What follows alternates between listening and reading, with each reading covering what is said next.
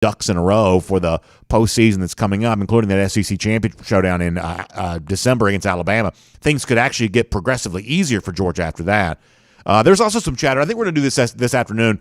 We'll return to our Chase for the Championship show today, myself and John Stinchcomb. And one of the things I think we'll talk about there is I heard an interesting idea that for Georgia, even if you say that Georgia's got a spot in the college football playoff already salted away, that there is still a lot of motivation for Georgia to win the SEC for reasons beyond just the pride of being able to claim your SEC champion. That if you're number one right now and you lose to Alabama, let's just say for sake of conversation, that's who you play and that's what happened, then Alabama likely goes to the number one seed and Georgia probably falls down to like the 2-3 seed. And what the person was saying was, okay, so that puts Georgia in a semifinal game likely against a team like Ohio State, whereas let's say that Cincinnati made the playoff, which I don't think Cincinnati is going to. But in that particular case, there could be a lot of value in being the one playing the four compared to the 2-3 matchup. Obviously, Ohio State, I think, is the next toughest game for Georgia besides Alabama, and avoiding that game until a national championship or having a chance to beat Alabama, knock it out of the playoff conversation all the way around, there could be some motivation there. I'm still of the belief that Alabama has a chance to make the playoff even if it loses to Georgia, which means to me that would be the 4 seed. So all of this kind of stuff ends up being somewhat moot, but clearly that's out there right now of some people saying, even if Georgia's got a guaranteed playoff spot, still plenty of motivation to go out there and win that SEC championship anyway.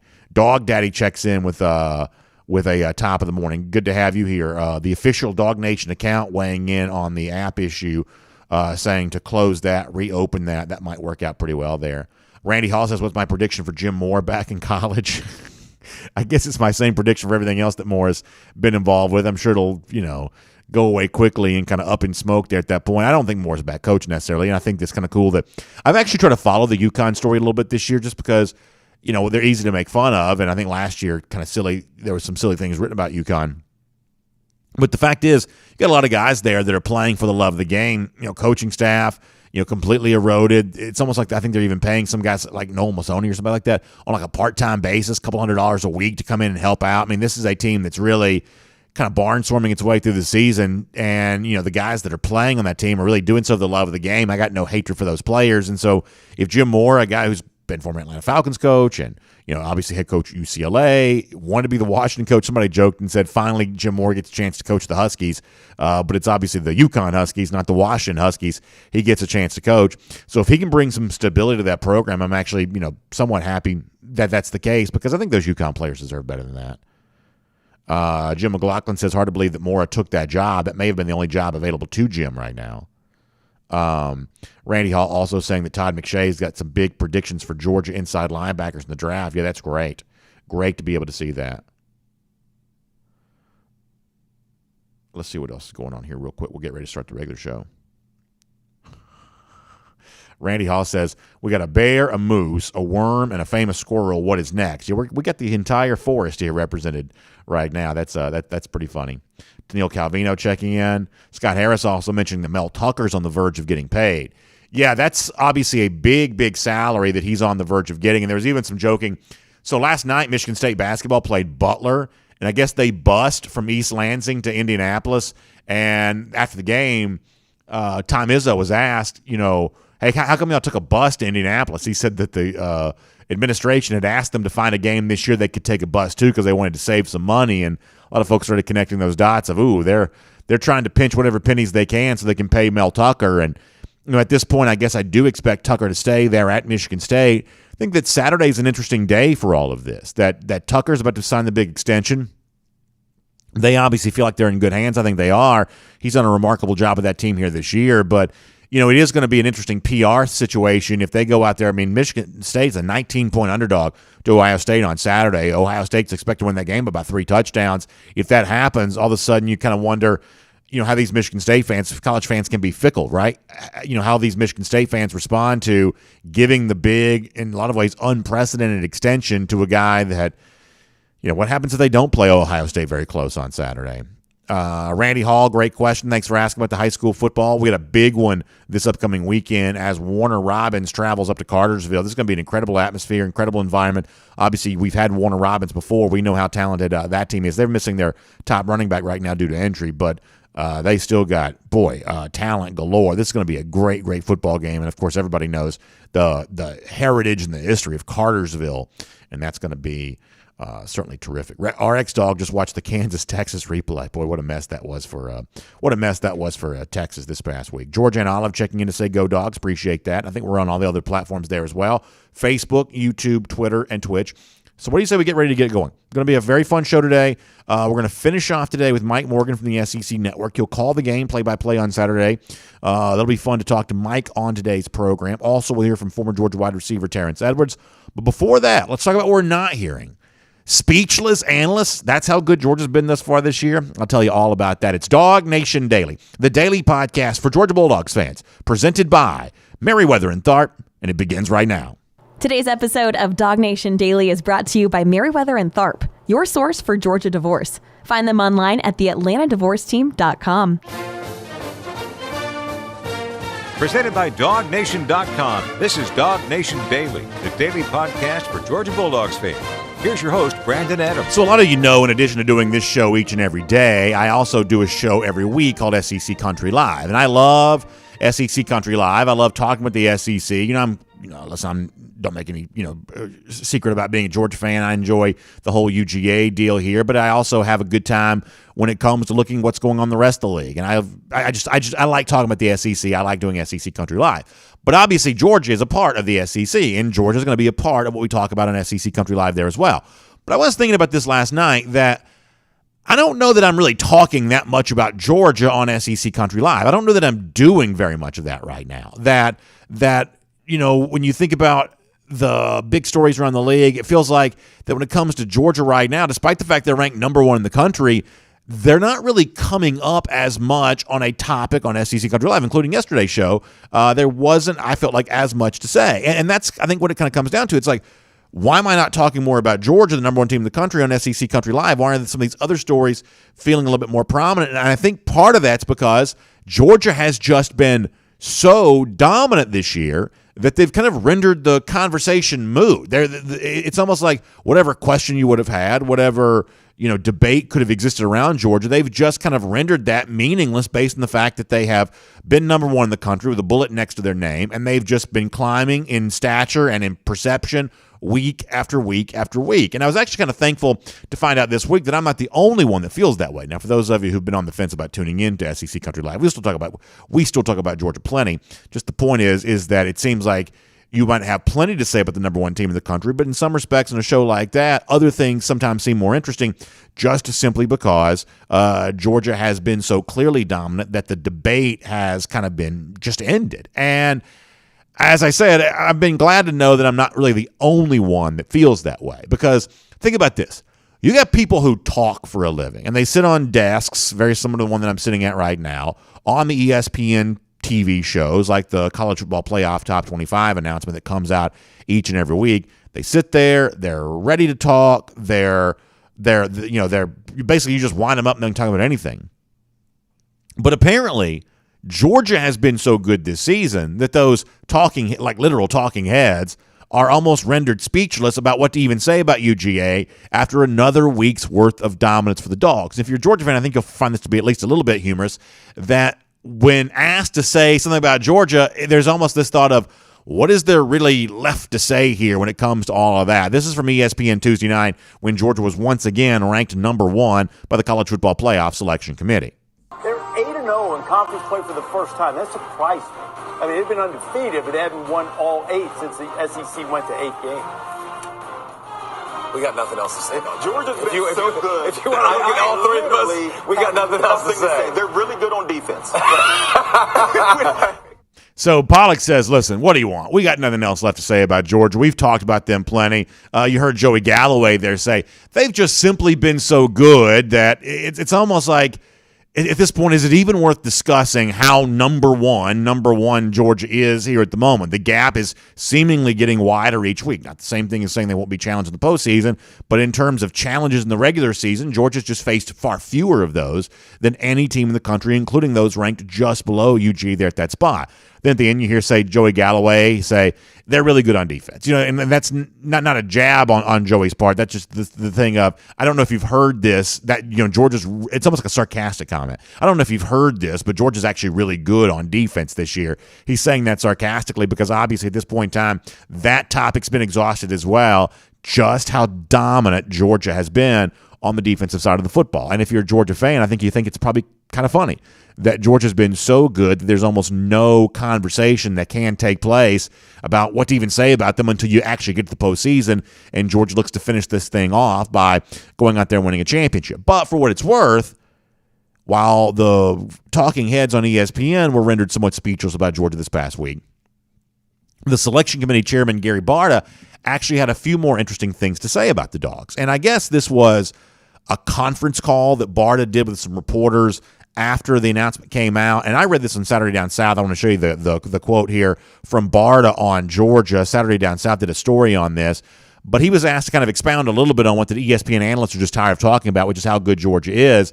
And Barta actually goes beyond just the defense here for a moment. He says the offense is in the top 15 in scoring. James Cook had a big game this past week. Georgia has the best defense in the country, but their offense continues to play efficiently and play much better with each passing week. It's just a dominant team on both sides of the ball. That's the selection committee chairman, Gary Barta, asking about number one Georgia, saying, no, for Georgia right now, it is more than just defense. It's offense there as well.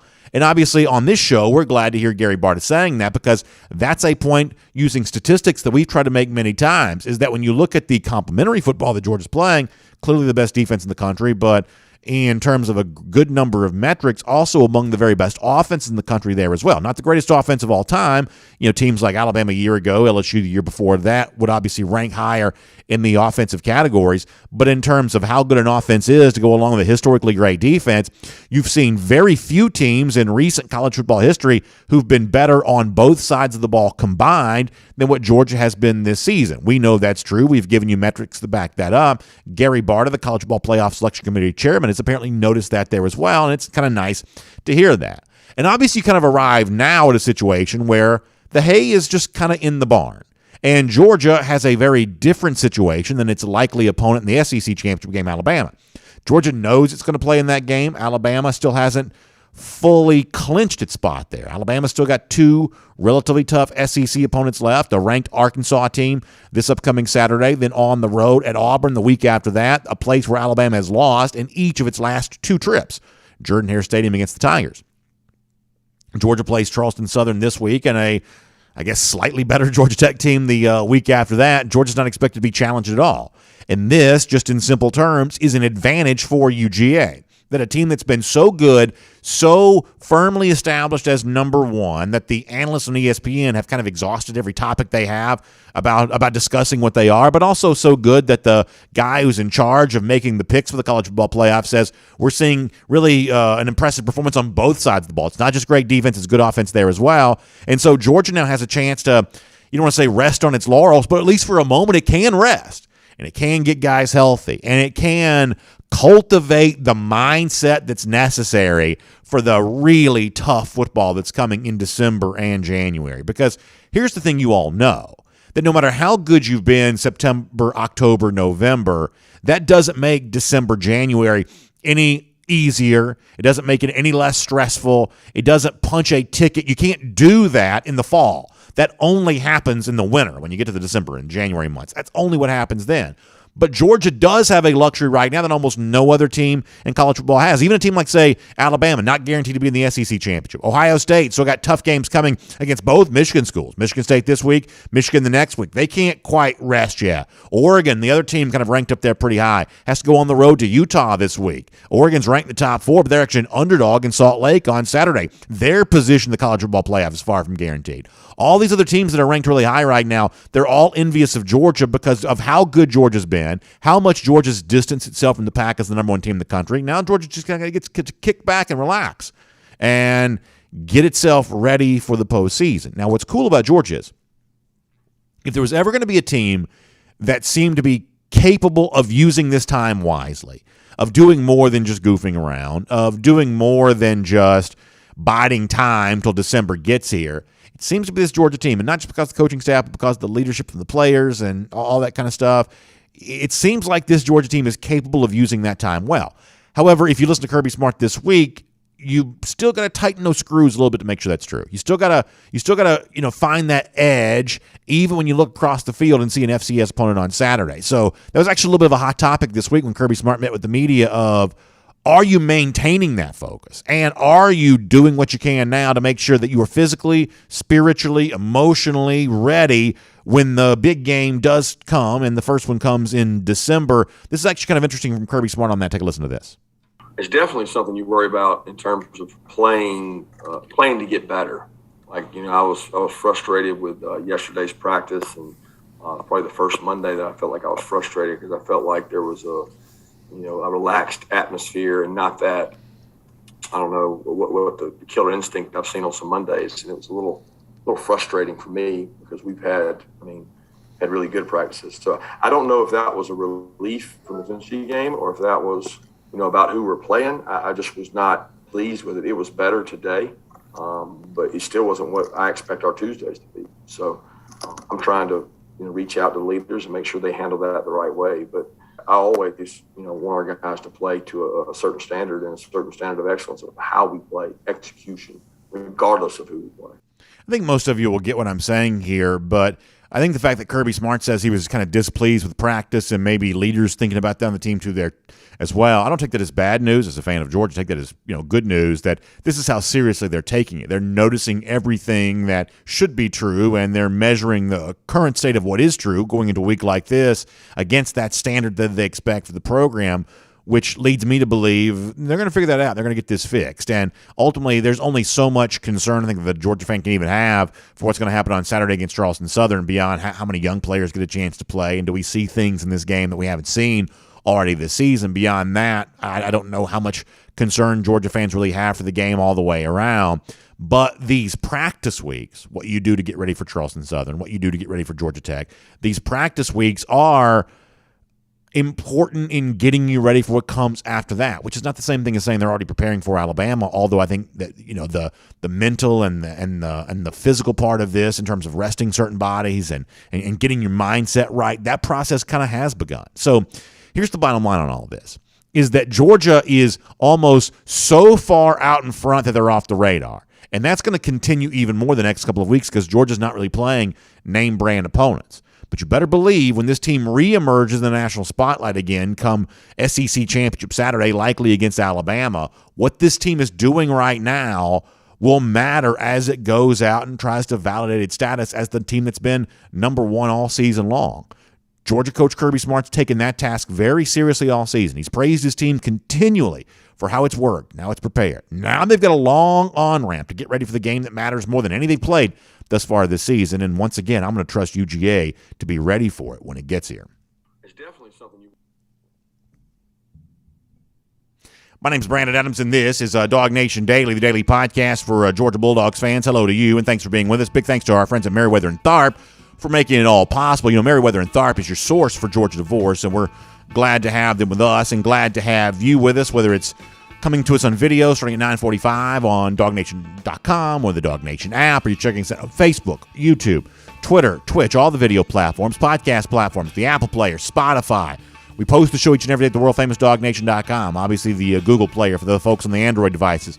A lot of different ways to connect with us in a podcast. Radio Noon, Athens Sports Radio 960 The Ref. We appreciate our radio audience who checks in with us each and every day there as well. And as I said before, could not do this, would not have this great studio to do the show in, wouldn't have all these platforms to speak to you on if it was not for our friends at Meriwether and Tharp. They are your source for Georgia divorce. And I know it. Every time I use the word divorce, I think it probably stops some of you in your tracks because, let's face it, divorce, it's just a tough word to even hear. If you have been through a divorce, it brings all kinds of memories back to the forefront for you. Or if you think that might be a possibility for you one day, then it brings on some anxiety, some nervousness. I get all that. But more importantly, Meriwether and Tharp gets all that. They know the weighty issues that are brought about by divorce. They take that kind of stuff seriously, but they also know that it's not the kind of thing that can be avoided in some cases. And if it can't be avoided, then the thing to do as you confront it is to have a powerful advocate on your side, someone whose power comes from their knowledge of how the law works for you,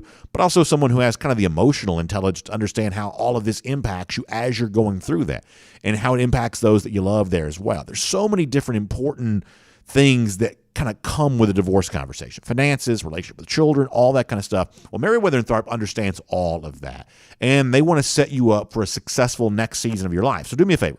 Check them out online, theatlantadivorceteam.com. That's the website, theatlantadivorceteam.com. You've got questions, they've got answers when it comes to the divorce process. So find out, Meriwether and Tharp today, what they can do for you. Check them out online at theatlantadivorceteam.com. All right, we really appreciate you being with us here today on DawgNation Daily, presented by Meriwether and Tharp. Let me give you an idea of what's coming up for us. Later on today, we're going to finish today's show speaking to Mike Morgan. Mike's going to call the game on Saturday for the SEC Network. Obviously, how that the broadcast crew is approaching this game is interesting. They get a chance to talk to the coaches during the week, those conference calls.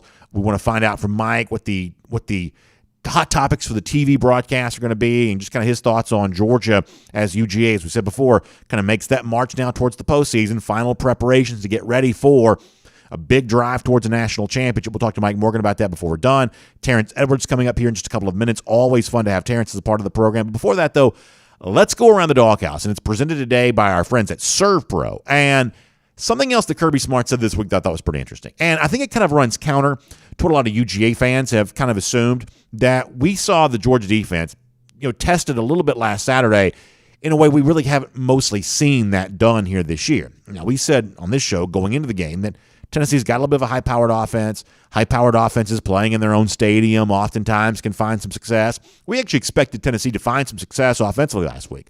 Ultimately, they probably found less of that than we assumed that they probably would. But there were a couple of big plays where Tennessee was able to strike, especially late in the game.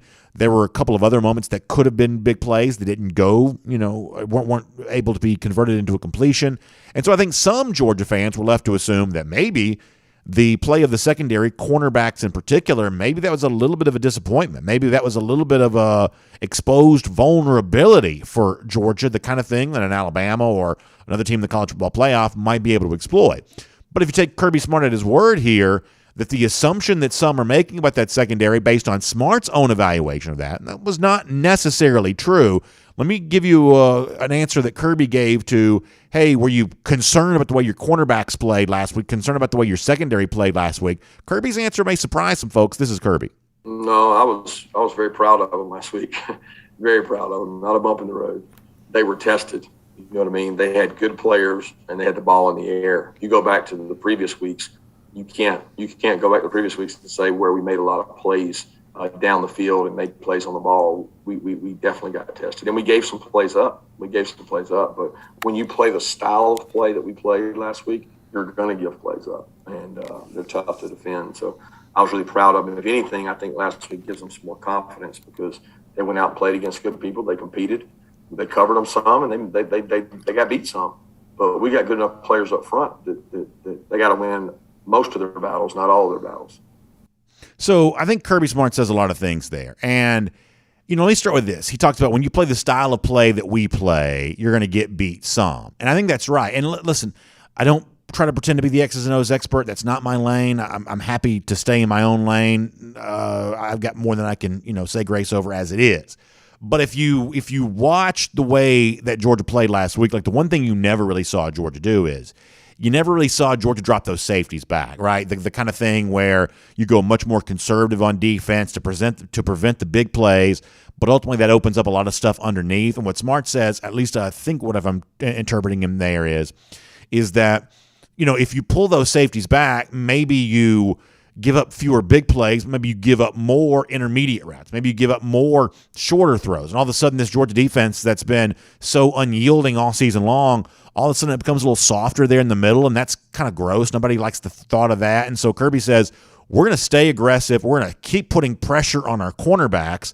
We're not going to drop our safeties back and make it easier to avoid the big completion. We're going to ask these guys to do something hard. And when you ask someone to do something hard, they're not going to bat 1,000. They're not going to be perfect. They're not going to be 100% in terms of eliminating those big plays. I happen to think that Smart's probably right about that, and I think that particular aspect of that clip about the style of play that Georgia played, still very aggressive, still very challenging for those cornerbacks, I think he's probably right when he brings that up. Now, admittedly, when Smart says, no, I wasn't worried at all, I thought they did great, there is admittedly for me this assumption that sometimes that Smart means the opposite of what he says, that when he's really heavily critical of somebody, that's to kind of, not let them get the big head, or when he's overly complimentary, is that trying to build a guy up? Maybe Smart doesn't quite mean that, but he feels like that group or that player needs a heavy dose of confidence.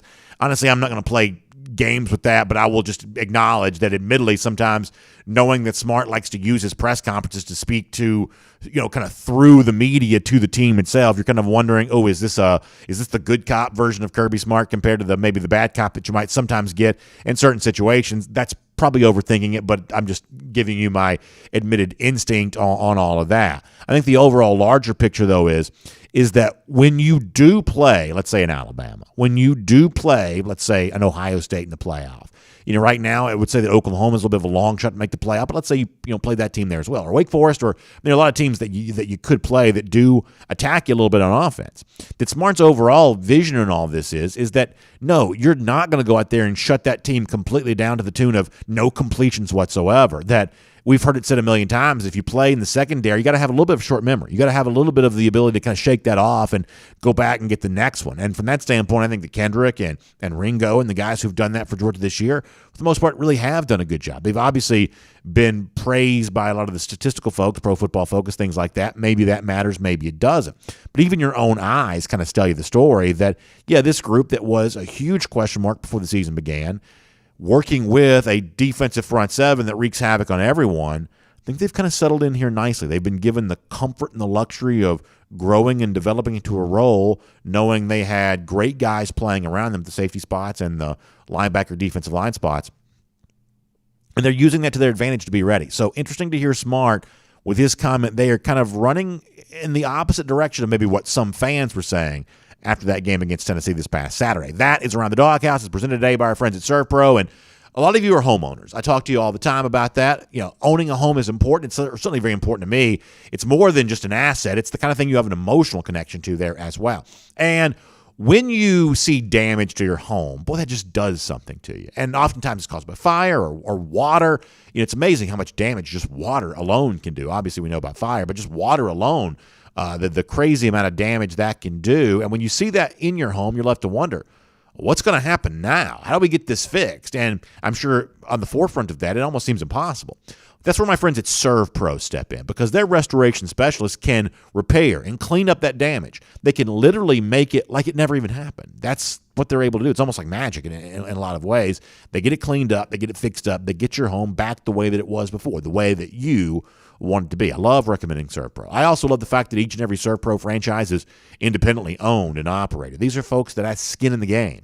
These are folks that have great care for their business and great care for the customers who help their business run. You're going to be working with people who are just as invested in the process as you are. It's your home. It's their business. You have common goals here to get this job done to the tune of everybody being satisfied when it's all said and done. So please check out ServPro for more on this. The website is servpro.com. And for those of you listening, I'll spell it out for you. That's SERV. ServPro.com. That's the place you want to go for all of that. A big, big thanks to our friends at ServPro for presenting Around the Doghouse here today, and a big thanks for all of you being with us on the program to do. So, I told you before, we are very busy on today's show. It's Terrence Edwards coming up in a moment. It's Mike Morgan from the SEC Network coming up shortly after that. We'll get into everything for Georgia, final 2 regular season games, getting ready for the SEC Championship. Also a little bit of stuff with Terrence about what happened this past week against Tennessee, kind of what he saw there. We'll just kind of break it all down. Big time to be a Dog fan. No more fun thing than being number 1 and looking how you can finish off a season strong. So let's talk about all that right now. Let's say hello to Terrence Edwards. Great to have him and all of you with us here on DawgNation Daily, presented by Merriweather and Tharp. From Athens and across the SEC or wherever the recruiting trail may lead, here's a DawgNation.com insider. We'll say hello to Terrence Edwards. And Terrence, I'll start with you where I was just discussing with the audience a moment ago. Kirby Smart was actually fairly complimentary of the Georgia secondary, even though there are a couple of big pass plays that Tennessee were able to strike on against Georgia this past week. And, Terrence, you've done battle with these defensive backs over the years as a wide receiver yourself, and we've always heard it said that, hey, if you're DB, you got to have a short memory. Everybody gets beat, even the greatest cornerbacks in the NFL shut down guys 99% of the time. No one's going to bat 1,000 on something like that. And you got to shake it back up and get back into the game and go back and win the next rep there on that. And I thought it was interesting to hear Kirby kind of offer some compliments there for that group there at that time. And I'm guessing as a former wide receiver, you kind of understand where he's coming from a bit. I do. And before I came on, I was in the chat just talking. I think our secondary needed a game like this. We haven't been tested. Our front seven has done a outstanding job getting pressure, and the secondary haven't had to really cover much the last 9 games. So I think this was a game that they needed because we will see better passing teams and better receivers in the future against, of course, Alabama and in the playoff. We're going to see teams that are able to throw the ball down the field. So our secondary needed to get tested and to show them that, you're probably not as good as you think you are. You're not as bad as you think you are either. But there are some coaching points on film now that they can see that they need to improve on. Yeah, I don't think there's any question about that you got to have that test. That's why I like the idea of going on the road last week. And ultimately, Georgia probably handled that test even better than I thought it would. Final margin of victory certainly tells you that story. But one of the things that I do like about that is that especially with these next couple of weeks against games, opponents that Georgia's going to be a big favorite against, but to think that you're able to go into a hostile SEC stadium, take that best shot there, and then, as Kirby Smart said, go in there and throw some of your own shots, I think it actually works out pretty well for Georgia to get that one more test before the ultimate test that comes in December and January.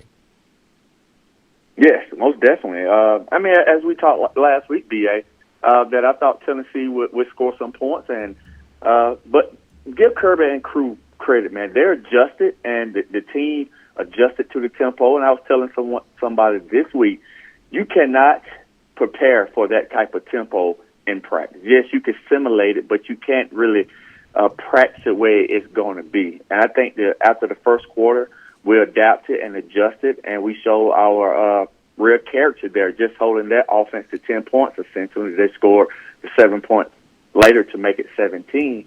But I think the coaches did a really good job of moving Chris Smith in-game to the start. So they did some in-game adjustments during the game that I think helped. And when you can in-game adjust that well, then you got some really good coaches.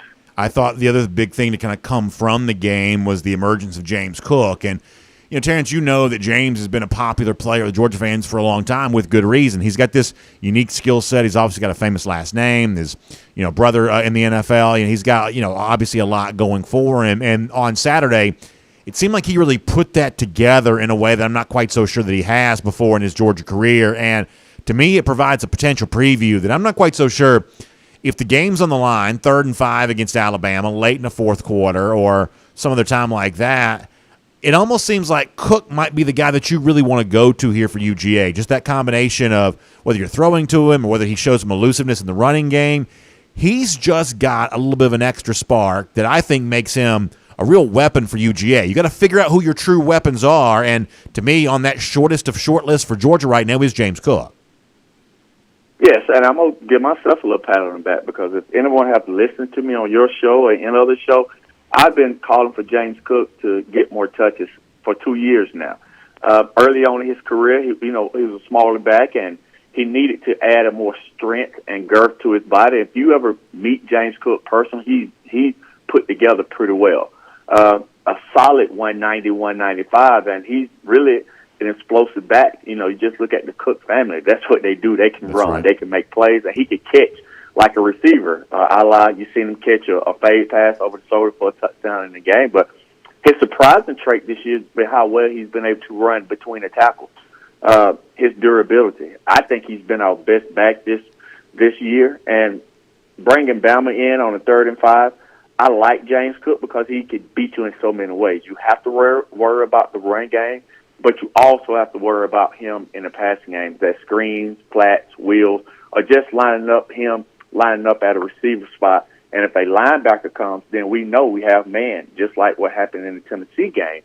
Then he can catch deep balls down the field. So he's a weapon that I think Monken has really found ways to get him the ball, and we now really see his true talent. I think you're touching on something really important here too, which is that when James is in the game now, it's not an obvious thing what the play call is going to be. That, had he not developed into the between the tackles runner that he's turned out to be, his presence in the game would almost signal the play call that's coming. Okay, it's obviously going to be a wheel route. It's obviously going to be some sort of running back screen or something like that. He's going to go in motion. He's going to do something like that because that's what his skill set dictates.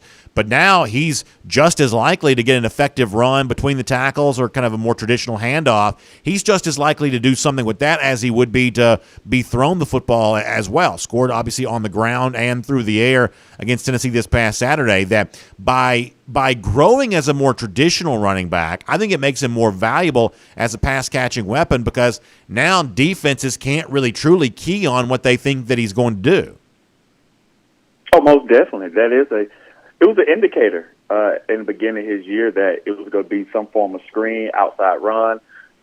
He wasn't, running between the tackles with a lot of force because he just didn't have the weight to do it. Now he has the weight to be able to, if it's a 1-yard play, he's able to get 2 by moving the pile. So he's done a great job, and I give Dale McGee and the strength and conditioning staff kudos for just grooming him and developing him in the right way. And I tweeted Saturday during the game at the Vikings, like, how cool would it be that you draft James Cook and just have the Cook brothers there as a 1-2 punch? That would be something special. I know the 2 brothers and the family would love that, but I think he's definitely helped himself in the NFL eyes.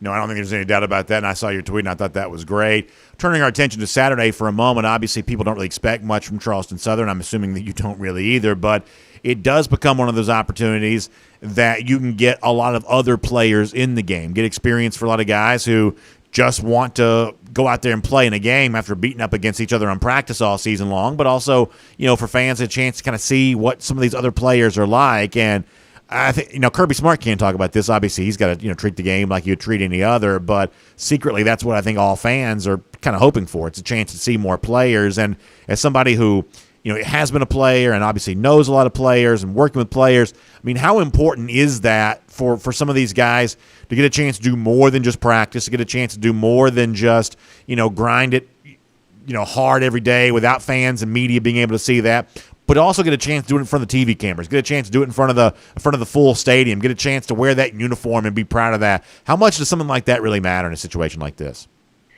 Oh, it matters. I think 2 things that needs to come out of this game. First, we need to get some of our key guys healthy. I think if Georgia goes in with the mindset that they've had all year, some of our starters won't play a lot. And that's one thing that I'm hoping, that some of those guys, a quarter or 2, and we come out and just rest those guys, been able to put some of the key reserves in. And a lot of those guys have been practicing on the scout team all year, grinding, doing the summer workout. Some of the things that the fans don't get to see and don't really understand what is going on. Some of the, the 2nd, 3rd, 4th string kids are working their tails off just as hard as Jordan Davis is. That's and right. Now, hopefully, our guys go out and take care of business, which I think they will. Some of those guys get an opportunity to go and play. I mean, it's a dream come true for a lot of the kids, and especially a lot of the walk-on kids that hopefully get opportunity to play. It's their dream to play between the hedges, and if the starters go and take care of business, which I think they will, I think Kirby will be on them even harder this week because it is a team that we know we should walk over, but you can't go into the game sleepwalking, or it's going to be tighter than you expected, and those starters will have to continue to play. But I would love to see Brock Vandagriff get some time. I think the fans would love to see his true talent. Carson Beck get some time, and some of those young receivers, some of the O-line, some of the young DB. I think fans just want to see opportunity. Some of these guys who they've read about of being 4 and 5 stars get an opportunity to play between the hedges and see what the future holds. And you mentioned scout team a moment ago and Brock Vandagriff in particular. I mean, how valuable is it for a team like Georgia to know that Vandagriff, at least according to what Kirby Smart said, has kind of been that scout team quarterback a lot this year? This is a guy who has a really prodigious skill set. He's obviously, former 5-star, but can kind of do it with his legs a little bit. I mean, for a lot of the offenses that Georgia has faced and might face, you would think that he's probably pretty good at replicating some of what you see from some of those other teams. And, they haven't had a ton of healthy receivers to put down there in that scout team necessarily, but when you have a quarterback like that who's been able to give you a look all season long of what you might face from an opposing offense, I mean, I would imagine that's been a pretty valuable thing for Georgia to have this year, and all the more reason why I think a lot of fans would like to see just how much he's grown, both, as a player, but maybe even, physically as well, how much he's grown during his time being at UGA, knowing that I would assume he's been a pretty valuable commodity as a scout team quarterback. Most definitely. I think coming from a 1A private, I think this has been probably the best schooling that he can have, being able to be on the scout team, the scout team quarterback against statistically the best defense in college football right now, along with Wisconsin. So he gets to see how fast these dudes are in person every day. And I'm going to tell you, BA, one guy who I'm so excited, and hopefully he get an opportunity to play this week, is Dominique Blaylock. That kid has been through so much, and this is a game that I just hope he gets back out there, get his feet wet, and just to get the feeling of playing again in front of a crowd. So I'm super excited. Hopefully he gets the opportunity to go out there and play this week. Yeah, I think that's exactly right. Let me squeeze in one more thing before I let you go. We talked about the young guys getting a chance to play. The other side of that spectrum are obviously the seniors who are going to play their final game. Some decisions still not made on that. Other guys, we know it'll be their final time. How emotional was it for you when you went on that field for the last day back in 2002? And how much will you have these seniors on your mind on Saturday, those who obviously will have their own feelings about a Georgia career? It always seems like these careers come to an end so fast. 4 years goes by so quickly. I know it had to be an emotional day for you those years ago, and I'm sure you'll have that same thing on your mind when you think about these Georgia players coming up on Saturday.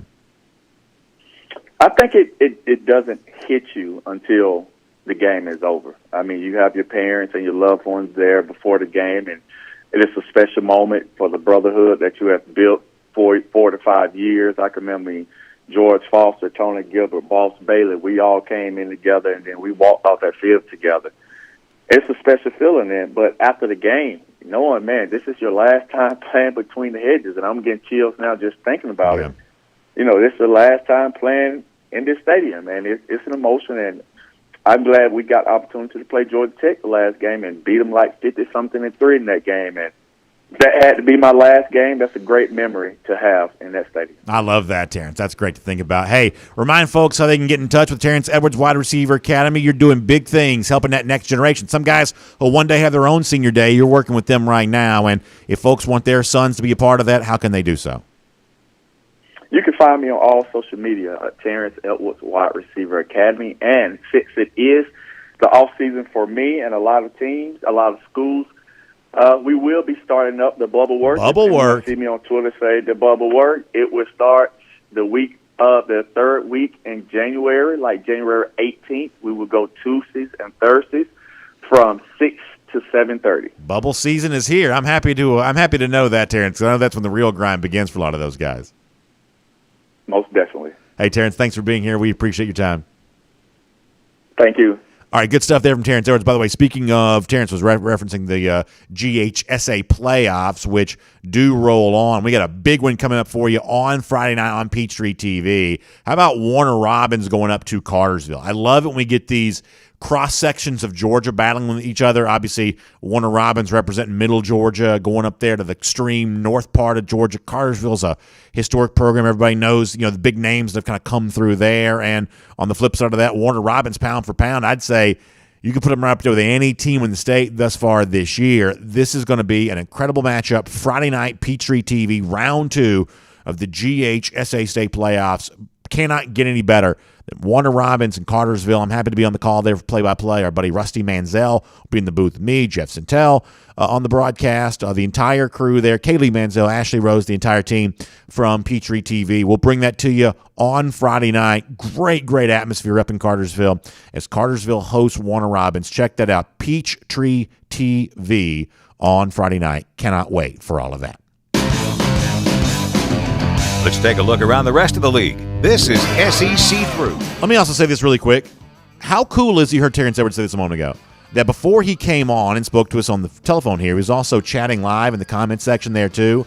You talk about a luxury. If you're watching, I believe it's on Facebook that he was chatting. If you're watching on Facebook, you get a chance to watch the show here, but also chat with a former UGA great. As the show is ongoing, Terrence always so generous with his time and shares his thoughts and does such a great job. We are so lucky to have that around Dog Nation, and I love having him on air, but the fact that he pops in there in the comment section and interacts with so many UGA fans, I just love all of that.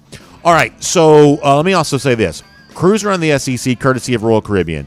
We are very, very close to telling you something really, really fun about Royal Caribbean. I cannot wait to do it. I cannot do it right now, though, but I'm going to do this very soon.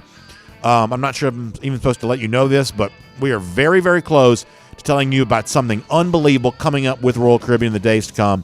And obviously, a lot of you have heard me saying this now for a while, whether it be the great ships in the fleet like Odyssey of the Seas, which is sailing right now, going on to Fort Lauderdale, and going to ports of call such as Perfect Day, Coco Cay, the private island right there in the Bahamas. So many fun things happening with Royal Caribbean as their ships are back, and they're all over the Caribbean, all over great destinations, all across the world, really. But if you're going out of, like, say, Port Canaveral, you can be at Perfect Day, Coco Cay. You can take advantage of that. You can go on down to Fort Lauderdale. And, by the way, look at there. That's Perfect Day, Coco Cay that you're looking at right there. How much fun is that? And, of course, Odyssey of the Seas. If you're watching on video, you see that. An unbelievable addition to the fleet there for Royal Caribbean. There's just some big, fun stuff happening. We're going to be telling you a lot more about it in the time to come. So if you've thought, hey, now's the time for me to take a cruise vacation, I believe you're right. And where we want you to go to find out more about this, our friends, the Cruise and Vacation Authority. Simply find them online. It's tcava.com. That's tcava.com. Or give them a call, 770-952-8300. That's 770-952-8300. And it's two dog people, UGA alumni that run the Cruise and Vacation Authority, but they also know as much about Royal Caribbean as anybody can. They will make your experience great. So make sure you check out the Cruise and Vacation Authority to book your Royal Caribbean cruise. All right, we've got a lot to do. It's Mike Morgan from the SEC Network coming up here in a couple of minutes' time. I also want to say this, that a good bit of my life is spent seeing what college football fans are hysterical about on the internet and then trying to trace it back to the source, like patient zero for the rumor or the whatever. And oftentimes when you finally get back to the beginning of all this, you're kind of left to say, wait, is this it? Is this all there is? We talked a little bit yesterday about some of the chatter around Lincoln Riley potentially leaving Oklahoma to go to LSU. And I'm not saying that couldn't happen. I think LSU is a better job than Oklahoma is. So obviously, just on an apples-to-apples comparison, a guy like Riley might consider leaving. But this got to be so big this week that Riley was even asked about it. Hey, are you considering the LSU job? And Riley, we played the audio for you yesterday on SEC Country Live. If you check out SEC Country on Facebook or SEC Country Live on YouTube, you can find that for yourself. But when you start trying to, scroll back through the timelines and you have to go through, the internet hysteria to kind of figure out where does the whole, Riley to LSU thing even start. The best I can tell, the genesis for this, unless some of y'all know something I don't know, patient zero for the Riley to LSU thing is actually Tom Luganbill, the ESPN analyst who goes on a radio interview or whatever. One of the Barstool accounts, I think, captured the quote from Luganbill. Do we have these? Can we show this? The Luganbill initial quote here that I guess is the start of all this. When you have ESPN next to your name, your words sometimes carry a little bit of extra weight. Luganbill saying that there's something going on at Oklahoma right now, and I would not be surprised one bit if the next LSU coach is Lincoln Riley. Now, that's said in a very forceful way. That has the weight of being a report, not just a, hey, I'm spitballing ideas here, but an actual honest-to-goodness report. But in this particular case, maybe that's not quite what this is. Luganbill was later challenged by some Oklahoma fans on this, and when it comes to inside information, he says, I never claimed to have any. It was just my own gut. It would make sense for both parties in my mind. So Luganbill's out there just spitting out his gut. Hey, he's fantasy booking over here. Got Lincoln Riley going to LSU. As I said before, I mean, there was the flight tracker thing where the plane left Norman and went to Baton Rouge, and who knows what that really is, and it's at least substantial enough that Riley was asked about it. But beyond that, there seems to be a little bit of a light dusting of fake news around this. But nonetheless, that's that. There's other coaching stuff out there right now, though, as well. Nevin Shapiro, obviously very odd booster connected to the Miami program, has talked about Lane Kiffin potentially leaving Ole Miss to go to Miami. I think the Kiffin stuff's going to heat up pretty good here in the days to come. I think that's going to be very much worth paying attention to. Shane Beamer has been asked about the South Carolina job. Obviously, his dad was the legendary coach at Virginia Tech. I said this yesterday on SEC Country Live. I do take it pretty seriously right now that Beamer probably He's probably going to stay at South Carolina. I'd be surprised if he left. I know that Virginia Tech is seemingly home, but he's also talked a lot about how South Carolina feels home. And I know coaches say a lot of things, but I would kind of expect that to kind of be the case on all of this. There's Jimbo Fisher who goes out there, and he, of all the coaches that have talked about anything, whether it be James Franklin for the jobs he's been in line for, or Lincoln Riley, his answer when asked about the LSU job, the guy who's given the most emphatic answer of all was probably Jimbo Fisher. Shane Beamer was pretty close what he said about Virginia Tech this week, but Jimbo Fisher gave the most emphatic answer of all. He'd be the dumbest coach ever to go coach against the guys that he's recruiting there at Texas A&M, and I do take that seriously. Not so much because Jimbo Fisher would never do that, but because I don't think you'd have that recruiting momentum for A&M if those recruits truly thought that he wasn't going to be able to, wasn't going to be sticking around. I just don't quite think that's the way that would work out. So from that standpoint, I do kind of take Jimbo Fisher pretty seriously on that. And as I said before, maybe I'll end up being laughed at and proven wrong on this, but I kind of take Shane Beamer pretty seriously on that too. So a lot of coaching chatter out there. We'll see what happens to Lane Kiffin. Does he become more of a serious candidate for the LSU job? Does he become, as Nevin Shapiro suggesting, a candidate for the Miami job? I don't know, but I think the one thing that you would determine is this. Like right now, it seems like some of the recruiting chatter related to Arch Manning, class of 2023, seems that he's trending away from Ole Miss a little bit. Maybe not as much of a I don't want to say hometown pull, but the emotional pull of knowing that his Uncle Eli was at Ole Miss, obviously his grandfather Archie Manning, the great Ole Miss player, that somehow that's not quite really pushing Arch Manning to Ole Miss as much as some people maybe thought it might, or maybe some people, if you're an Ole Miss fan, you hoped it would. That's not really happening right now. So if you're Kiffin and you've got the stature to take a bigger job, I think you're left to conclude that there's only so much that Ole Miss is ever going to be able to do, just given the fact that if they can't win with Arch Manning in the future, if you don't have Hugh Freeze and his antics going on around the program, then what big recruits can you really win with? That might be one of those things where Lane Kiffin's forced to make that determination there on that. But that's the coaching rumors that are out there, and for now, we'll make that your SEC through. And we are, as we sometimes say in the business, efforting to get Mike Morgan on the phone here.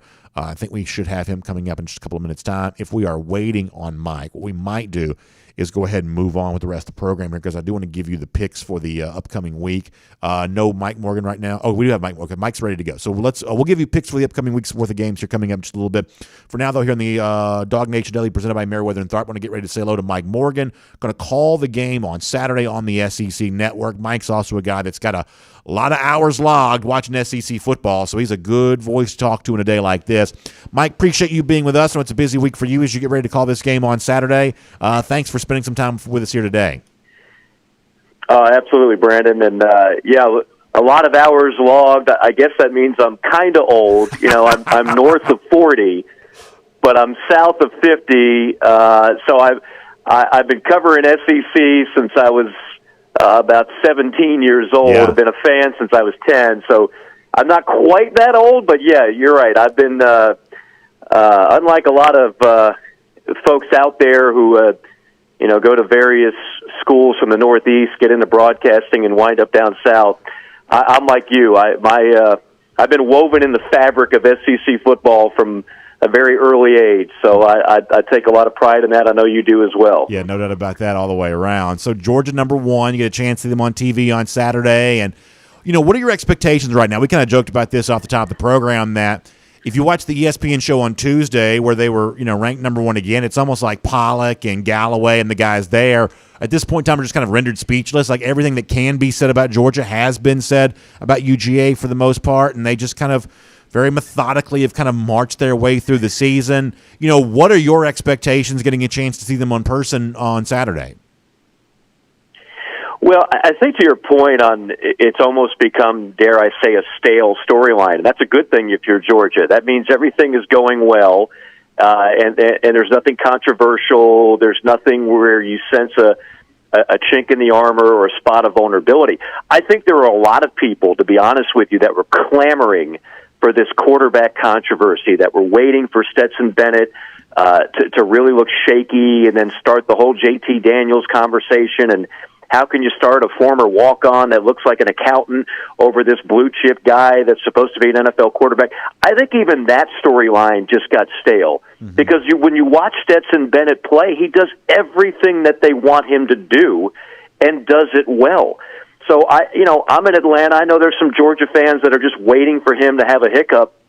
And the moment that he does, they're going to come right out and say, I told you we should have started Daniels. I told you we should have started Daniels, but I'm just not there. I think Stetson Bennett has earned every right. I think what's so underrated about Stetson Bennett, and even the national pundits when they talk Georgia, I don't think they get this as much. I know Pollack knows it. But people don't realize Bennett is a really good runner. Like he is an absolute threat running the football. He's got the highest average per carry of any Georgia runner this season, and they look at him and they can't get past the fact that in their eyes he doesn't look athletic. But the fact of the matter, he is. So when you get that part of the equation out of your system, that Stetson Bennett is good, okay? He's not Heisman Trophy good, but he's good. And then everything else around him is good on offense, and it's a record-setting defense. It does become a stale story, but in a good way if you're a Georgia fan, because I believe, and I thought this back in July and August, this is the best team that Kirby has. This is the team that has the best chance of finally overcoming that national championship drought. And they just continue to go business as usual. So you touched on something a moment ago that I think is really important, and I've noticed this as well, if I heard what you said correctly, which is that it seems like folks kind of what I call outside the bubble of DawgNation, those who are not Georgia fans or, people who are deeply entrenched with UGA, it seems like they were quicker to embrace Bennett than maybe some of the fans who would consider themselves the closest to the program kind of were, other broadcasters, guys who call Georgia games on TV, or the analysts such as David Pollack, that they kind of wrapped their arms around Bennett pretty quickly and were pretty fast to say, hey, this is a guy who's really getting it done for UGA. Not a slight at JT Daniels, not a criticism of Daniels, not even a statement that Daniels wouldn't be capable of doing that, but just given the fact that he was away with injury, I think a lot of the media folks, kind of outside the UGA bubble, were pretty quick to embrace Stetson Bennett, and some of the Georgia fans, maybe other folks kind of within this sphere, were a little slower to do that. Why do you think that is, Mike? Well, again, I just think it goes to the fact that Stetson Bennett is likely never going to play a down in the NFL. And they look at Georgia, and you've got NFL prospects at almost every position. I mean, that's just where the program is now under Kirby Smart. And JT Daniels fits that NFL quarterback mold. He's big, he's strong, he's got an NFL arm. And so he has what in our mind, what we are taught, what a next-level quarterback should look like and should have a certain skill set. And some people just can't get past the fact that Stetson Bennett is not going to be big. He's always going to be below 6 feet tall. He's not going to have a cannon of an arm like a lot of the 4 or 5-star kids coming out of high school have, and quite frankly, like a lot of the kids that Georgia signs and has on the bench. And so they just can't move past it. It's like the guys today, and I see this all the time, and it drives me batty. There's been this movement, right, this like underground movement that says you've got to be a running quarterback in 2021 to be great. And then you watch Tom Brady win Super Bowls and Mac Jones win a national championship and Mac Jones continue to dominate the NFL. Like, you don't have to run all over the place to be a great quarterback. There's more than one way to skin a cat. Yeah. And Stetson Bennett is proof of that, because while he does run, he's not big and he doesn't have a cannon of an arm. But the bottom line about that position is it's about reading and it's about throwing. And if you read defenses properly and if you can throw the ball accurately, that's going to overcome not being 6'3", and it's going to overcome not running a 4.4 40. Kirby Smart realizes that. Most successful coaches realize that. But some of your average fans and media members refuse to recognize that. No, I think that's really fair. Let me finish with this, if you don't mind. Is there anything left that you want to see for Georgia? Now, we talked about this before, that you're a big, you're very entrenched in the SEC football. You're obviously going to do this game, call this game, but you also, I'm sure, have some curiosity about how Georgia would compare to an Alabama in the SEC championship, or how it maybe compares to the other teams competing for the college football playoff. As someone who's just kind of a fan of the game and is curious how the postseason is going to play out, are there questions about Georgia that you do hope to see answered by getting a chance to see them in person on Saturday? Yeah, and let me make this known to Dog Nation for those that'll be watching our broadcast. We're certainly going to start delving into big picture stuff second half. I mean, Charleston Southern knows what this game is. Their head coach Audrey Denson, who we spoke to this morning, knows what this game is. Like so many other FCS programs, they need it financially. They're gonna play their tails off, and it's a dream of a lifetime to play at Sanford Stadium. But we know how this game could certainly turn out, and if it does so, that gives us more opportunity to talk about the stuff that you're talking about, which is where does Georgia size up? Like, why is this the year, assuming we're on a collision course to see Georgia-Alabama again, kind of like Rocky IV, this time it's for real. Do you knock out Drago this time? And do you not give up a double-digit lead at halftime, which Georgia's done, I believe, the last three meetings between those two? What's different? What's concerning to me about Georgia? Well, I wonder if you want to pick a weakness, and we're really nitpicking now because the team is loaded, but if you want to pick a weakness, I'm curious, against a good passing offense, whether it's Alabama in the SEC championship game or whether it's Ohio State perhaps in a playoff, how does that secondary hold up? Because they've been tested somewhat, but maybe not to the level of what they're going to be tested against those two teams, should those teams meet in those particular venues. So I think you keep an eye on that. There's no question the front seven is ridiculously talented. There's no question the offense right now is a well-oiled machine. I think if you had to just pick one thing, that would it be. How does Georgia's secondary go up or hold up against an elite passing attack? No, I think that's a very fair question. I think that's also the kind of thing a lot of UGA fans are looking forward to seeing answered here at some point in time there as well. Mike, we really appreciate your time. As you said before, we like having guys that like SEC football calling UGA games. Obviously, it just makes the broadcast more enjoyable. SEC Network Plus, ESPN Plus coming up on Saturday for the call with Georgia and Charleston Southern. Thanks for stopping by and seeing us here on DawgNation Daily, presented by Meriwether and Tharp. We'll look forward to obviously getting a chance to catch up with you again very soon as well. Always enjoy it, Brandon. Appreciate the time. Good stuff there from Mike Morgan, and we're looking forward to having him on the call on Saturday. We're always happy we can kind of bring in some of those guys who are calling these games on TV because they do have a chance to get a pretty good seat for how things are unfolding with Georgia, and it's also nice to get that extra outside perspective about how things are playing out with UGA. So good stuff, Mike Morgan from the SEC Network. Now, let's roll through here and give you a few of our thoughts on the upcoming games, the upcoming weekend. These are our BetUS best bets. And, of course, BetUS got a great offer for you that we'll tell you about coming up, your chance to make some money. But let's see if we can also make you some money with these picks. Over 500 on the year, I am, and trying to stay hot on that here. Several games over 500, really. And we'll see if we can stay hot with that here this week. The Georgia-Charleston Southern line is not easy to find, to be completely honest with you. We're going to go with 54.5, but this line's not really commonly available, so you may have to shop around to even find it. There is no over-under all the way around.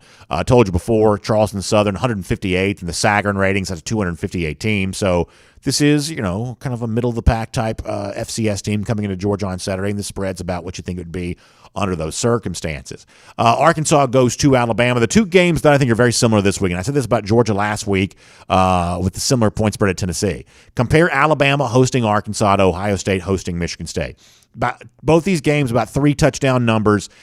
Are either Alabama or Ohio State good enough to really validate themselves as true playoff contenders? If they are, they handle business in a game like this. And frankly, even though Michigan State's ranking is higher than Arkansas's, I'm not quite so sure there's a great deal of difference between Arkansas and Michigan State here at this point. Arkansas, against a tougher schedule, has taken more losses, but I think Michigan State and Arkansas are actually fairly, at least from a quality standpoint, fairly similar teams. I'm going to take both Bama and the Buckeyes to cover. I don't feel great about either game. Right now, Florida's going on the road at Missouri, 8.5-point favorite.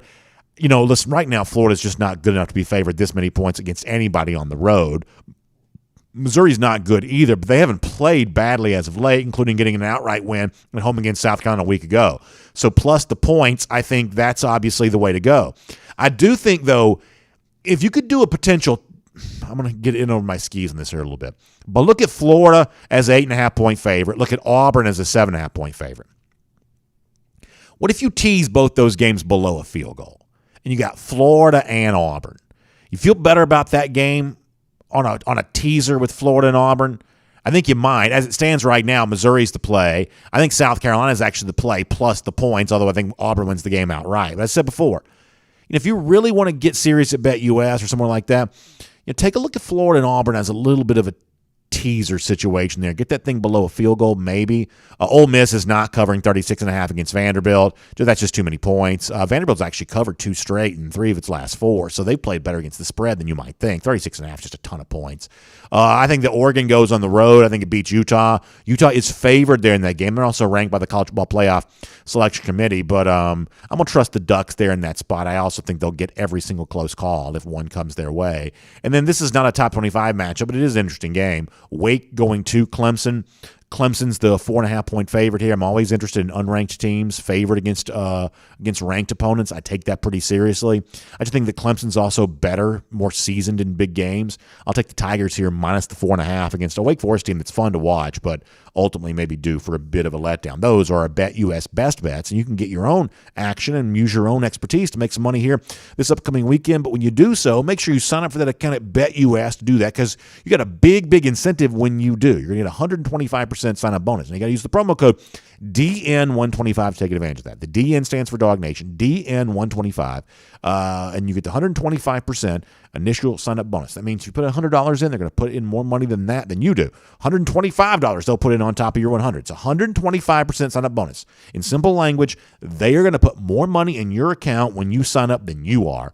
But to get this great offer, you've got to use the promo code DN125. So betus.com, promo code DN125, and you can take advantage of that today. Let me also remind you that coming up later on this afternoon on the DawgNation video channels, we're going to have another Chase for the Championship show where you look at Georgia being ranked number 1, and our buddy John Stinchcomb is a part of that. Obviously, John's also with us each and every week for our Classic City Lager Insider Update. And speaking of Classic City Lager, what a great pairing this is for you as you head towards a weekend of sports and good time, getting ready for the holidays, and when family and friends are getting together this time of year. Obviously, Classic City Lager is a great thing to bring with you for all of that. It's just good cold beer. I'm a simple guy. I like simple things. Classic City Lager is just good cold beer. Very, very simple. It's a lager style beer, lighter in color, but no sacrifice in flavor. It's great, and it's easy to find too. You're doing a bunch of shopping right now, getting stocked up for Thanksgiving and everything like that. Well, Classic City Lager is right there for you wherever you're doing your shopping. You can find it today. Classic City Lager, 6 and 12-pack cans. All year long it's available from our friends at Creature Comforts Brewing Company. Make sure you check that out. Now, if that's not enough, let me give you one more thing here there as well. Also, if you go to DawgNation.com right now, up at the very top of the page, you see the link for the DawgNation Tailgate. I talked about Chase for the Championship a moment ago. Those tickets are on sale. Big event at the Home Depot backyard next to Mercedes-Benz Stadium on SEC Championship Saturday from noon to 3. All you can drink, all you can eat. We're going to have fun and entertainment. We're going to have a special DawgNation Chase for the Championship t-shirt. Tickets are going quick, but they are online, DawgNation.com. You can be a part of that with us. Can't wait for the Chase for the Championship. Is that enough? I think it probably is. So with that, we'll go ahead and wrap up the show. Let's also do a fun golden shoe here today. Obviously, we've had some great submissions as of late. One of the things we talked about yesterday was the very fiery speech from Kirby Smart, the expletive-filled speech that we've kind of had some fun with. Well, one of our great listeners and viewers also had some fun with that there as well, including making a little bit of a golden shoe submission around that after Kirby went out there and beat up on those lousy, stinking Gators.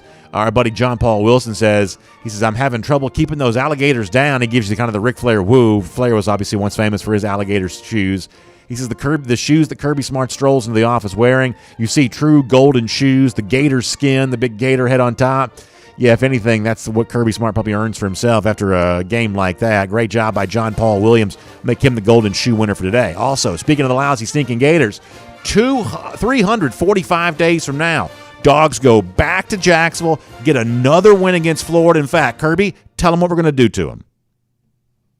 You make them never want to play again. You just laugh and point at the scoreboard. Physically, I want to break them. Have a good day, everybody. And on video, time now for the R.S. Andrews cool down. Air conditioning, heating, plumbing, electric. That's what you can trust R.S. Andrews to do for you. You can find them online. They'll take good care of you. They'll get you ready. Also, we have Go With The Flow presented by R.S. Andrews coming up here very soon there as well. So trust R.S. Andrews, that heating system. Get that thing tuned back up to factory fresh specs. They'll get you covered on all of that. You can trust them to do that for you. All right, let's get some Facebook, some YouTube, some Twitter comments, and everything else, and we'll be rolling here today. Let me go to DawgNation.com first. I'll get a few more though there. Randy Hall, here's the B.A. Chortle. Larry Goldberg says at least we won't have to waste time on the triple option. I think that's probably true. That's such a departure from what you see anywhere else that to at least face a little bit more traditional type team with Jeff Collins, probably all things being equal, that's probably better. George Ann Olive says, can't believe the game's not on real TV this week. Yeah, I mean, I understand the frustration related to all of that. And look, I think this is a little bit of a double-edged sword. I've said this before, that on the one hand, the growth of the streaming opportunities makes it so much easier to follow other sports. Now, no other sport's anywhere close to being as popular as college football is. But if you like watching UGA baseball, it's easy to find those games now. You like watching all the basketball games. It's easy to find those games now. The streaming options make following the other sports so much easier because the internet bandwidth is infinite. You can just do as much of that as you want to. And so there's a lot of that that's out there now. But for some people, the streaming option for the football is just kind of an extra step that's kind of a frustrating thing. Depending on what provider you have, it's a little bit easier to find than others. For me, it's literally nothing more than just one click and I'm watching it. It's not quite as easy for all providers depending on what you have. Unfortunately, though, you saw a Notre Dame game, the Toledo game earlier this year, was available strictly via streaming. This is probably the way of the future. There's just, the TV model is just changing a good bit. Certainly there's no shortage of media coverage of how the TV model has kind of changed. Some of you have contributed to that, your cord cutters, everything else. And because of that, streaming is just becoming more popular. I will tell you that I watch a lot more streaming now than I used to. I watch Yellowstone, for instance. Now I've gotten big into that show, and that's a streaming type thing. And I watch, what else do I watch on streaming? Disney Plus. My kids have Disney Plus. We watch a lot of Disney Plus content, and I will say that the whole act of like fast forwarding and rewinding, I don't like that as much on the streaming platform as I do the TV platform. The way in which you can kind of change from one channel to the next, I think it's a little easier on TV. There's always that little bit of a hiccup when you're kind of changing things via the stream. For me personally, I don't enjoy streamed content as much as I would enjoy the same content on television. At least for now, it's kind of the same thing for me. But even for someone like me, who's always been a big proponent of cable, not as an advertiser, I'm just saying, when you've got a husband and a wife, a almost 10-year-old boy, a 6-year-old girl, that's 4 different kinds of content that we like to watch. That the cable bundle actually ends up being a pretty good deal for our family. Like I said before, that's not an advertisement. I'm not pushing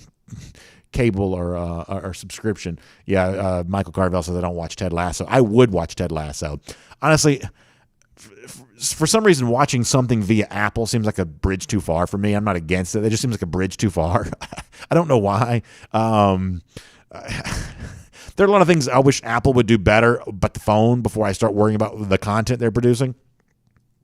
But nonetheless, I am watching a lot more streaming than I used to. And so if somebody like me is watching that streaming, then you better believe it's on the way in a big way. But there is understandably a little bit of pushback for the games themselves being via streaming. But ultimately, that's probably where the big money's coming in the future. It probably is. George Ann Olive gives you a Yellowstone reference. She says, I hope the Dog's going to be the rip of the playoffs, take the other teams to the train station.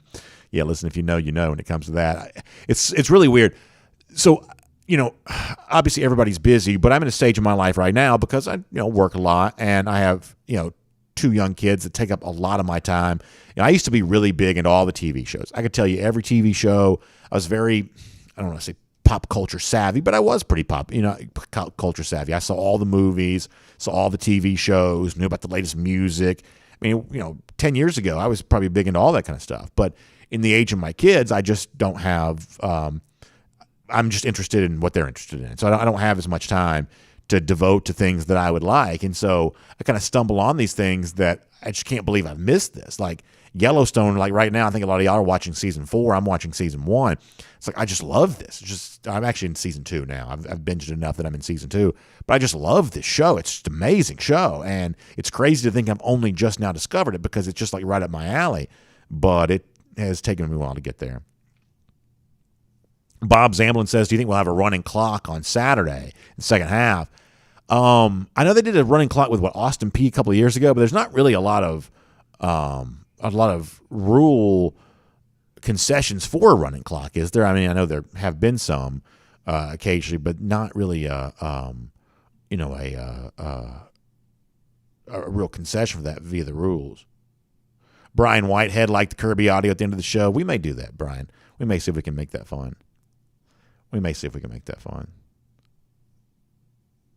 me go over to Facebook for a moment. We're going to get off the air after that. After we do some YouTubes there as well. Travis McCullough says Yellowstone only gets better. Just keep watching. Yeah, I'm definitely going to do that. Daniel Aldrich says it's the new Dallas. Who killed JR? Y'all laugh, but listen, when I was a kid, Dallas came on 10 p.m. on Friday night. So, like, this was your Friday night on CBS. 8 p.m. was The Incredible Hulk. 9 p.m. was The Dukes of Hazzard. 10 p.m. was Dallas.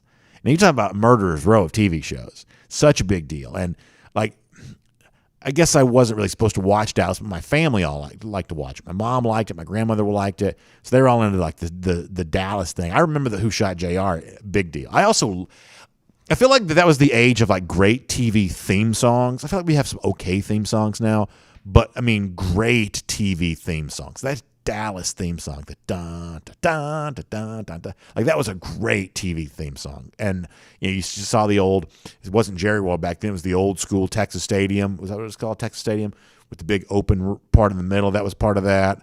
I used to love the helicopter shot going across Dallas. That was great. Great TV theme song.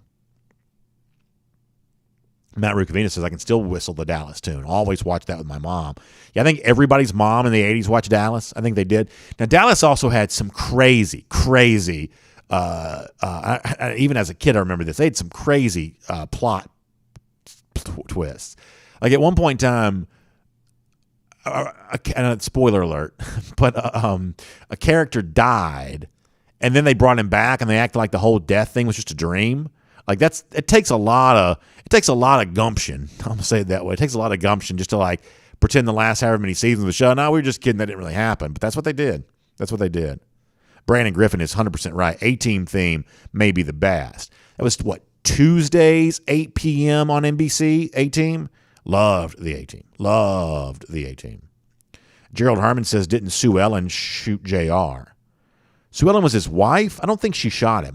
Wasn't Sue Ellen his wife? Honestly, I don't remember. I remember the episode where the Who Shot JR came to a culmination, but I was also a kid. I couldn't really follow all that.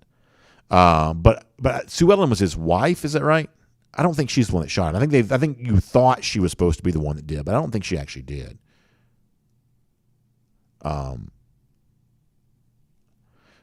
Chad Williams says was it South Fork? Was that the name of the house? He says the house Dallas was filmed at wasn't actually in Dallas. I didn't know that. That's kind of interesting.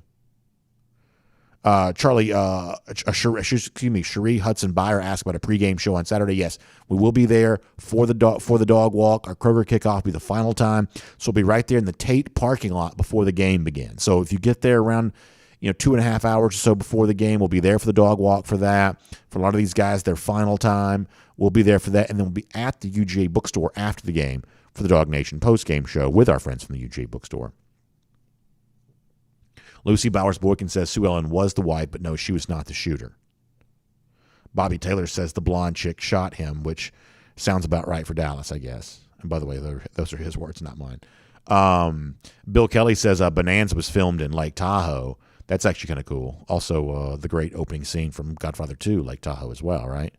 Tony Elliott says Miami Vice had a great theme song. Yeah, that was another one of those great Friday night shows for a while. Didn't we roll from, for a while, didn't Knight Rider roll right to Miami Vice? Am I right about that? Didn't they used to do that? Jerry Swafford says that Airwolf was his show. I know Airwolf a little bit, and I remember it, and a lot of my friends kind of were into that. I guess I never kind of got into that there. There was a competitor Airwolf called Blue Thunder, which was a TV series based on a movie. Roy Schreider from Jaws was also in this helicopter thing. For some reason, I always liked Blue Thunder.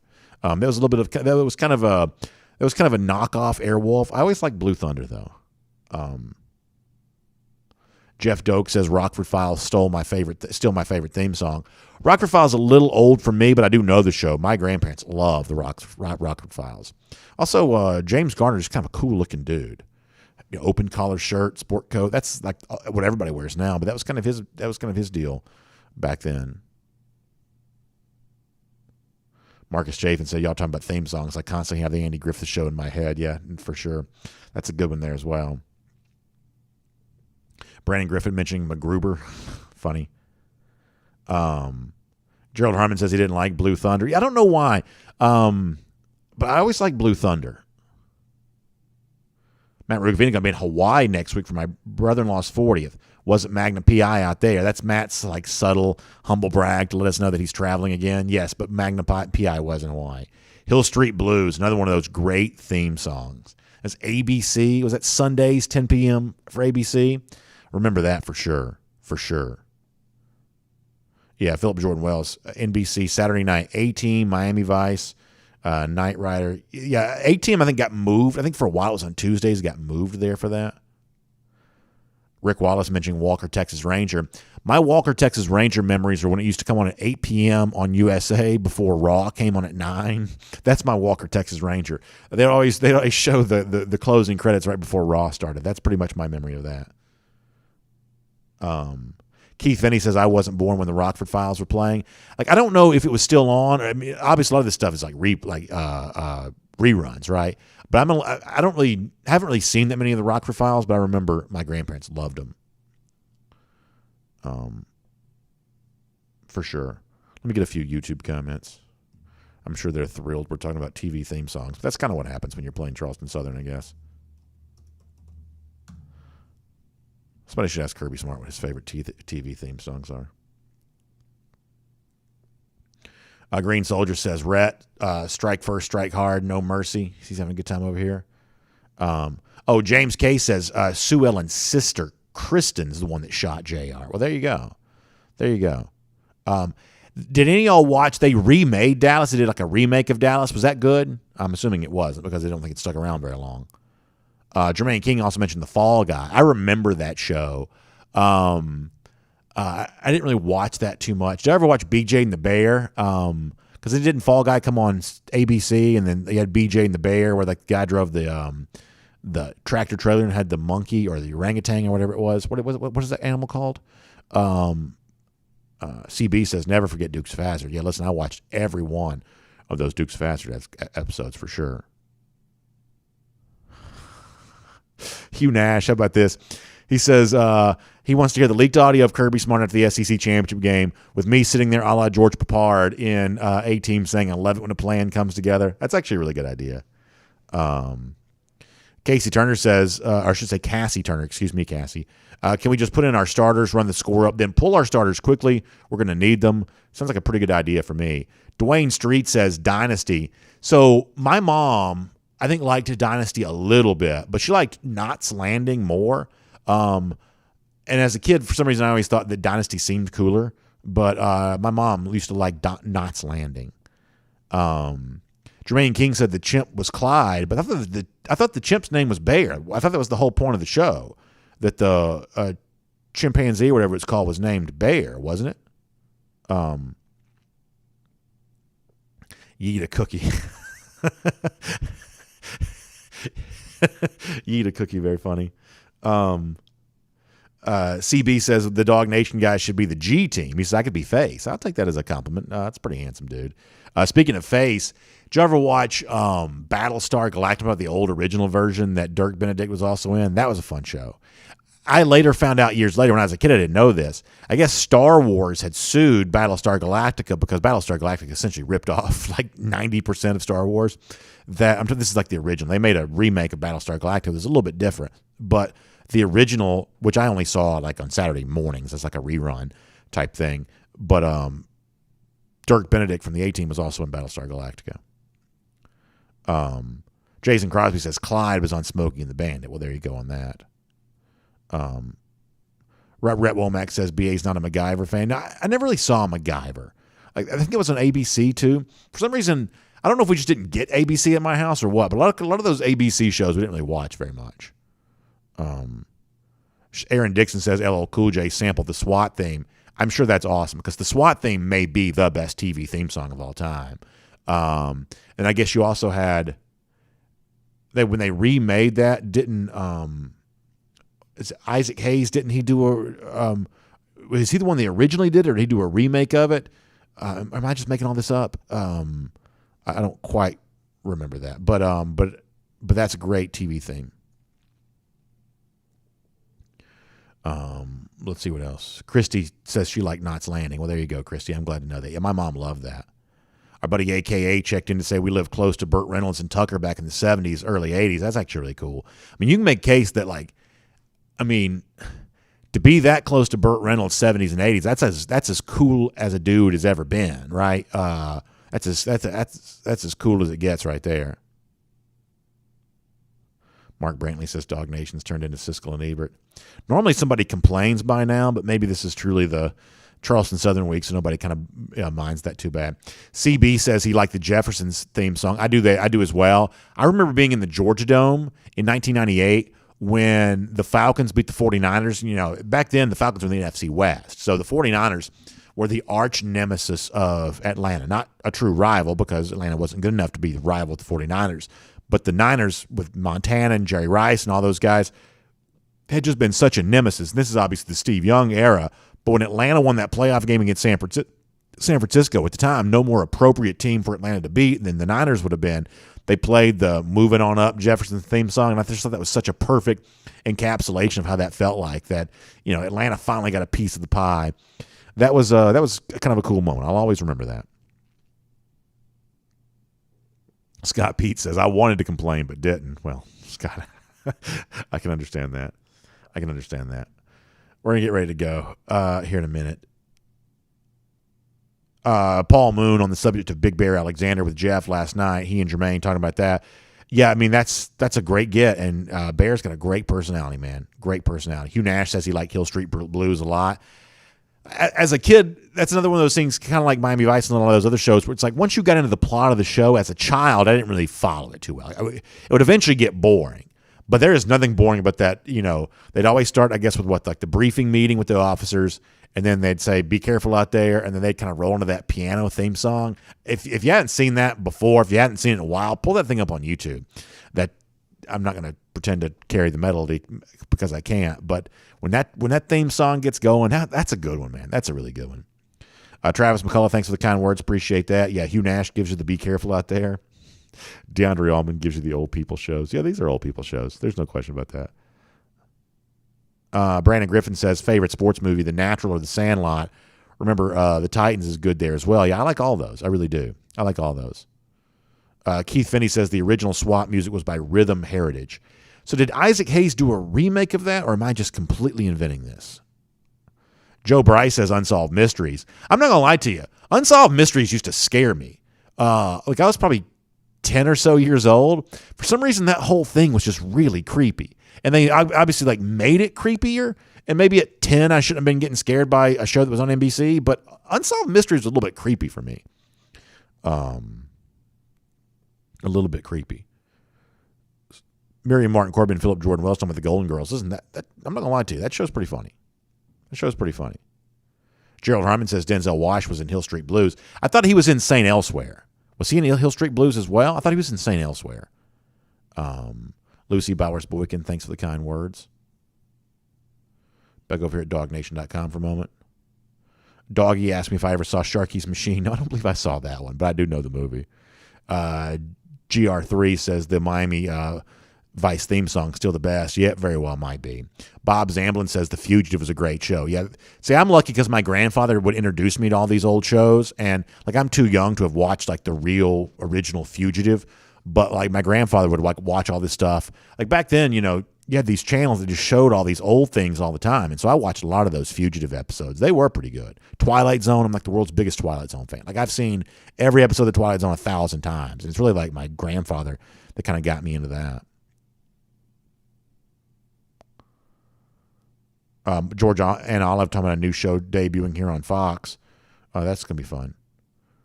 She says it's my new show. Georgia, are you on the show, or are you just saying you're looking forward to watching it? Randy Hall says, who scores a touchdown on Saturday? How many different players?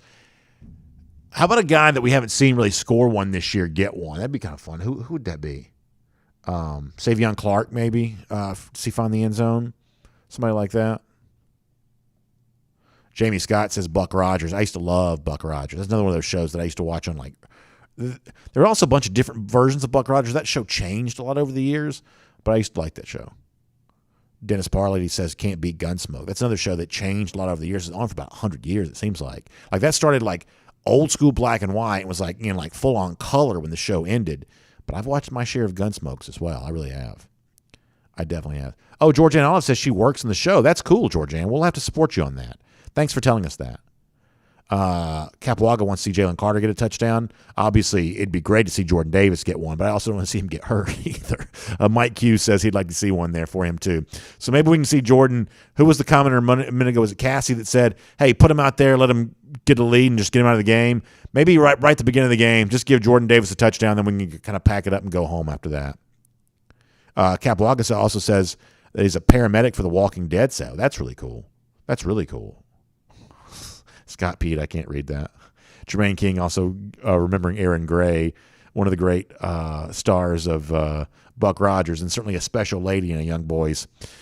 She was a very special lady in a young boy's mind going back to those days. You were right about that. Let's see what else.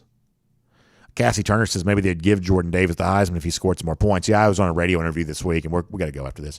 But I was on a radio interview this week, and that's kind of what I said. It's like, it's remarkable that Davis has climbed up the Heisman stuff as much as he has, but it's almost like you got to get that one more moment to really get in there. I mean, if Ohio State beats Michigan State badly on Saturday, that probably knocks Kenneth Walker out of the discussion.